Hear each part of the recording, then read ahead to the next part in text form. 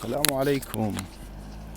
هذا العالم الجميل، العالم الأوروبي الجميل المنظم المنتظم الساحر الخلاق، هذا العالم وهذه البيئة التي تراها في الفيديو وفي مقاطع فيديو أخرى منتشرة في الوسط الإعلامي أو السوشيال ميديا. هذا العالم يغرك ويخدعك ويصدمك. هذا العالم المنتظم كفيل بأن يجعلك تنصدم من الثقافات ومن الأفكار ومن الطروحات، تجعلك تهلع خوفا من هذه الأفكار ومن هذه المعتقدات التي تنافي وتخالف الفطرة السليمة وتخالف أيضا القوانين البشرية المنصفة أو المعتدلة. هذا العالم مثل ما ذكرنا في البداية العالم الجميل المنتظم المنظم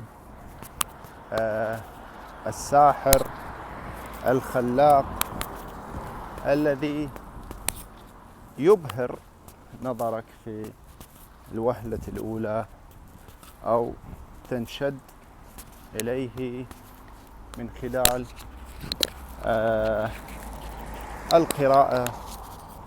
قراءة الكتب أو من خلال مشاهدة الأفلام أو الفيديوهات المنتشرة. ولكن عندما تعيش داخل هذا العالم تهلع، تخاف،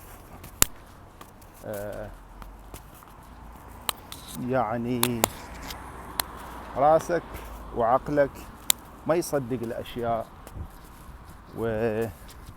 والأفكار والطروحات اللي هي سائدة في هذا المجتمع أو قد تكون جديدة دخيلة عليه. منها مثلا التقيت بامرأة وتكلمنا شوية، وبعدها قالت هذا ابني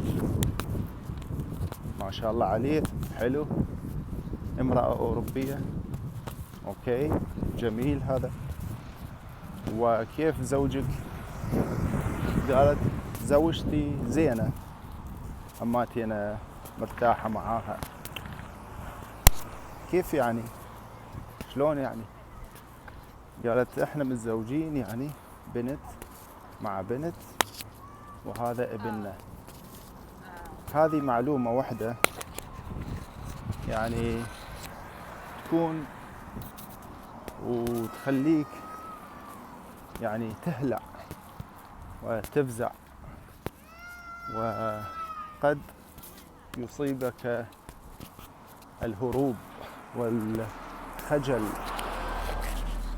أنك تعيش وتسمع وتشاهد هذه الأشياء أمامك، وقد تكون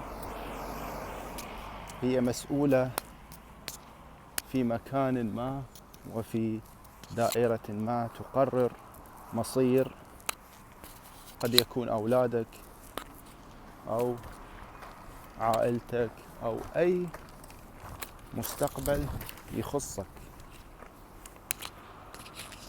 شكرا لكم جميعا.